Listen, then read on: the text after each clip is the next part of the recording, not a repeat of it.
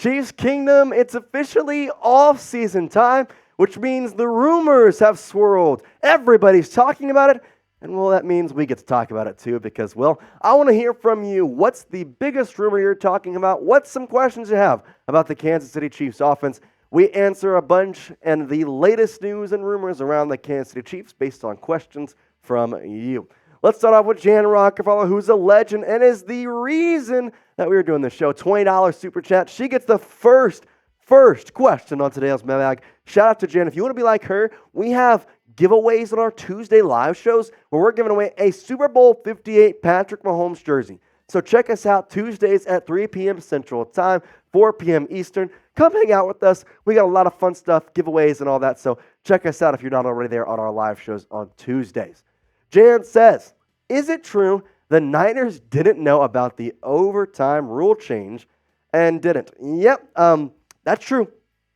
They didn't know. Yeah, it's kind of wild to think about because you sit here and you think, okay, you have this team who is in the Super Bowl, whose coach is regarded as one of the top offensive minds, and they don't know the freaking overtime rules, which, by the way, it's been that way for a long time. 28 games to be exact in the playoffs. That was the first overtime game with the new rules. It was in the Super Bowl, of course. And so I sit here and wonder, Jan, if the Niners were to score, Kyle Juszczyk said, I just assumed if you get the toss, you take it, because if you score, you win. Would they have run on the field, Sam? It beats me. I don't even want to know. But it's funny because Kyle Juszczyk walked back that overtime comment today and was saying that, it's just people looking for a way to trash Shanahan for not teaching his team the rule. But he didn't. Oh, my gosh. I don't get it, man. They didn't know the rules, and now they're trying to make it look like it wasn't Kyle Shanahan's fault, which I don't think it was Shanahan's fault, to be fair. I think that should have been an organizational-wide problem. Also, coach or not, you're a player in the National Football League playing in the Super Bowl. How does the thought not cross your mind? I wonder what overtime rules there are now that they're changed. What? Jan, I appreciate the question because I've been wanting to talk about that for a while. The Niners just making up excuses if they're trying to save Shanahan. That's crazy. Parker Gamer saying, my friend wants Bryan Cook to get traded to the Pittsburgh Steelers because he's a big Cincinnati college fan. Bryan Cook is his chief. Sorry. Unfortunately, in some ways, I think that's exactly why Mike Edwards may end up not being re-signed after all, because if you look at the safeties, you got Justin Reed under contract, Bryan Cook, who is only a third year. He was in that 2022 rookie class who performed so well in the Super Bowl. And then you have Shamari Connor, who was a rookie this year out of Virginia Tech, 6th-round pick, played incredibly well all year long. So potentially could see Bryan Cook back next year. Had that ankle injury. There was thought that he could return. His ankle looked pretty messed up, though. But he should be back and ready to go for 2024, though. So excited to see him, and he will not be going to the Steelers. He is a Kansas City Chief, I'll tell you that. Joey B could never saying, what's a wide receiver the Chiefs could trade for? Funny story, Joey B could never, because Joey B could never make Tee Higgins a better wide receiver than Patrick Mahomes could. And obviously that's one to sign. But in terms of trading for guys, I want to kind of sit here and say this. People kind of talked about the potential of Tyreek Hill coming back to Kansas City. I kind of think that could be an interesting thing because honestly, the money would be interesting. But overall, the picks that they had, it's kind of funny when you sit back and look at it. It could work. Tyreek Hill, again, obviously traded away from the Kansas City Chiefs, and there's a potential they could come back. But overall, I think a lot of the ways the Kansas City Chiefs are going to go about their wide receiver differences is probably going to be signing just because when you make trades, you're going to have to give up. I will say this, though. Don't be surprised if the Kansas City Chiefs try and trade up in the draft. Maybe they could go to maybe pick number 10, draft a little Rome Odunze maybe. We'll have to see, but I want to let you know, who is a wide receiver you want the Kansas City Chiefs to trade for or sign in the next upcoming season? Let me know in the comment section of today's video. I'm curious to see who y'all think the Chiefs could trade for into 2024. Jerome Bunker saying, give a shout out to the scriptwriters. Down to the blocked extra point. Wow, they are good. I don't believe in scriptwriters, but dang, that was a good Super Bowl. And I'll tell you this, if it was script written, I don't know how they could have done it better. That's something you can't script. I mean, that was such an amazing game. And I'm going to say it, it's probably the best Super Bowl since the Patriots 28-3 comeback. So that's just the way it kind of goes. Jerome's question, another one saying, how long do the Chiefs have with Travis? Is his replacement still in college, a free agent trade, or on a roster? I'll say this. The Chiefs love Noah Gray, and there's no inclination right now that Travis Kelce retires anytime soon. I would love for the Chiefs to draft Ja'Tavion Sanders. I think he would be a good fit. He's kind of a Kyle Pitt-style tight end. He would fit in the Chiefs system, kind of a taller guy like Travis Kelce is. But I don't think they're going to worry about tight ends because that's not the main need. They have Travis Kelce. Why are you drafting a tight end?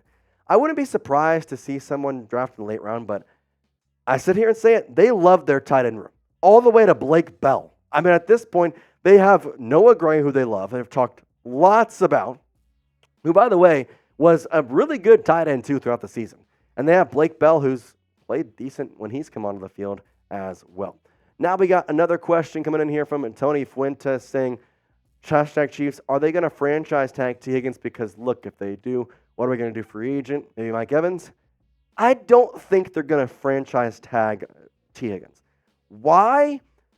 Franchise tagging him would just be the predictions are so low because it just doesn't make sense.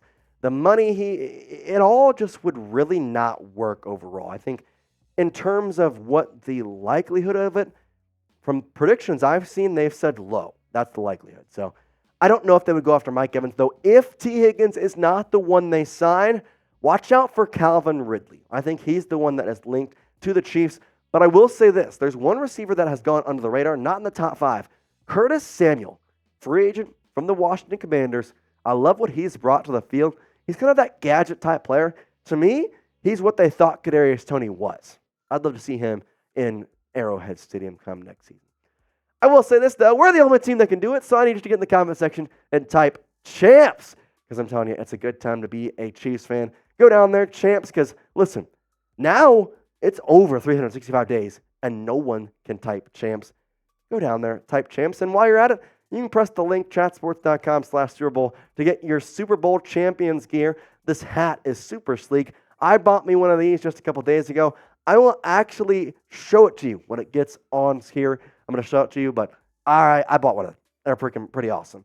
I also got the shirts here, the one they wore on field.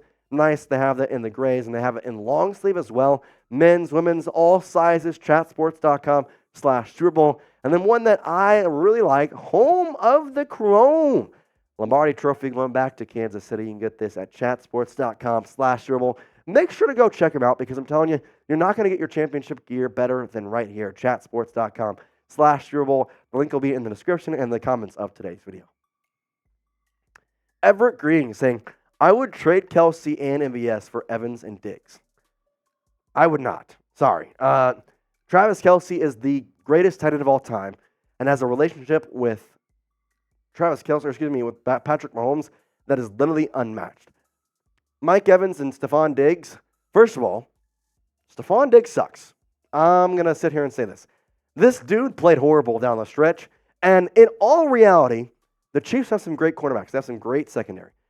But he did miss that catch that was a perfect launch from Josh Allen that could have set them up inside the red zone. So I don't think Stephon Diggs is worth it. And Mike Evans is 30 years old. He's good. I'm not trading Kelce for him, though. That makes no sense. Die Hard KC. What's your biggest concern the Chiefs need to address before the 2024 season? It's wide receiver. I think it's a little bit less of a concern now than it was, say, week 10, 11. I still think it's the most important. And whether that's signing somebody, and there are a lot of good free agents, Mike Evans, Pittman, Tee Higgins, Marquez Brown, and Calvin Ridley, or potentially trading up in the draft. I think that's something that people are forgetting about. The Chiefs don't need much, especially if they re-sign, say, Chris Jones, L'Jarius Sneed, Mike Evans, Townsend. They get both the running backs. I don't really know what they would need, to be honest. They have a potential to Felix and Uduke Ozoma's going to come in there. They're going to have Charles Omenihu. I would say you can maybe trade up in the draft to draft a wide receiver instead of having to sign one of these guys. Or you could also sign one of these guys and draft a defensive lineman and trade up in the draft for him. So we'll have to see. Watch for these three, though. Marquise Brown, Tee Higgins, and Calvin Ridley. Those are the guys that I think the Chiefs will be most likely to sign into 2024 once free agency opens up. Charles D. Hayden saying, what are the chances we re-sign Tommy Townsend? I'm saying it right now, 85%. I don't see him going anywhere. He loves to be a Chief. Also, don't know if y'all saw the picture of him and Taylor Swift. If you didn't, follow me on Twitter. I tweeted it out at @JaceAndrews_. It's pretty fire. He looks pretty happy. He wants to stay. Him and Butker are close friends. I'm pretty positive they'll give Tommy Townsend what he needs to stay, whatever that may be. I'm pretty sure they'll be like, hey, you're a punter, but here's a blank check. Like, what do you think you're worth? And we'll see what we can do with that. So I think he'll resign. Jan Rockefeller says, any news on Eric Bienemy coming back? As of right now, no. Now, he did, again, talk to the team before the AFC Championship game. If you missed that, we did a video on that just a couple days ago. But I will say this. He has a decision to make because there's not really any offensive coordinator jobs left. He hasn't been interviewed for really any of them.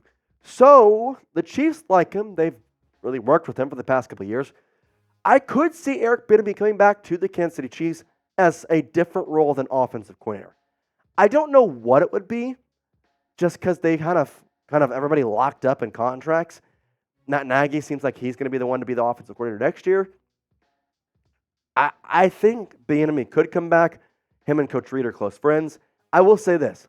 Bienemy has a job in 2024 if he wants it with the Kansas City Chiefs. It's just about if he finds a better one outside of them or if the Chiefs kind of become that last second, I want a job, what can I do for you? So I could see Bienemy coming back. Charles D. Hayden says, what about linebacker recommendations for draft or free agency? I like drafting linebackers, but I think free agency is more important in terms of linebackers because to me, you're keeping Nick Bolton. You're going to try and keep Drew Tranquill, and obviously Nick Bolton under contract. Willie Gay Jr., I don't think you're going to keep, unfortunately. But there is somebody who may be willing to take a little bit of a pay cut to come play for a championship caliber team. Patrick Queen, he's a free agent this year. There's a potential that Brett Veach could go after him. I know that in some ways he may be a little bit more expensive a taste than people are looking for the linebackers. But at the same time, if you have Nick Bolton, Drew Tranquill, and then you add on Patrick Queen, that linebacker room would be feared amongst everybody. There's no linebacker room that would be better. So, hey, maybe you get Patrick Queen. We'll have to see if that actually happens. Tony Fuentes saying, I watched all the watch parties. Well, I appreciate you, Tony Fuentes. And you know why you watched them? Because I know Tony subscribed, and he has that bell click, so he's getting notifications for whenever we go live, just like our Tuesday live shows, which this was filmed on. So go down there, hit that subscribe button, and make sure you turn those notifications. We want you to be a part of our Tuesday live shows. You saw all these questions. You could be on it too. Come join us 3 p.m. Central Time on Tuesdays. We're going to be live every single Tuesday of the offseason. And we can't wait to see you because, man, it's going to be a fun time all the way up until draft, where we'll be live for the draft too. Lots of stuff coming, so hit that subscribe button. We love it here on Chiefs Report. We hope you do too. As always, Chiefs Kingdom. Peace out.